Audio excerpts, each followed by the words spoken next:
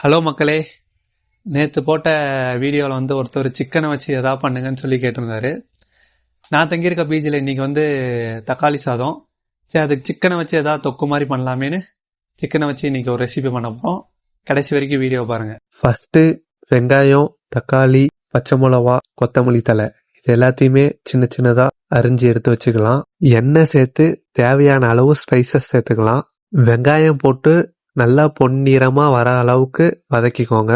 இஞ்சி பூண்டு சேர்த்து இஞ்சி பூண்டு வாசனை போகிற அளவுக்கு நல்லா வதக்கிக்கணும். தக்காளி சேர்த்து ஓரளவுக்கு வதங்கினக்கு அப்புறம் மிளகாய்த்தூள், மல்லித்தூள், ஜீரகத்தூள், கரம் மசாலா, மஞ்சத்தூள், கடைசியா பெப்பர் கொஞ்சம் சேர்த்துக்கலாம். 1/2 கிளாஸ் தண்ணி சேர்த்து நல்லா கொதிக்க விடுங்க. சாரி மக்களே, சிக்கன் போடும் போது வீடியோ எடுக்க மறந்துட்டேன். இது மாதிரி நல்லா மீடியமான ஃப்ளேம்லேயே குக் பண்ணி எடுத்துக்கோங்க. நல்லா குக் ஆனதுக்கப்புறம் கொத்தமல்லி தழை தூவி பிளேட்டில் எடுத்து வச்சுக்கலாம். பார்த்தீங்கன்னா நம்ம சிம்பிளாக செஞ்ச சிக்கன் கொத்து ரெடி. தக்காளி சோத்துக்கும் அந்த சிக்கன் கிரேவிக்கும் அல்டிமேட்டாக இருக்க போது அவங்க டேஸ்ட்டு பார்த்துட்டு சொல்கிறேன். சிக்கன் கொஞ்சம்,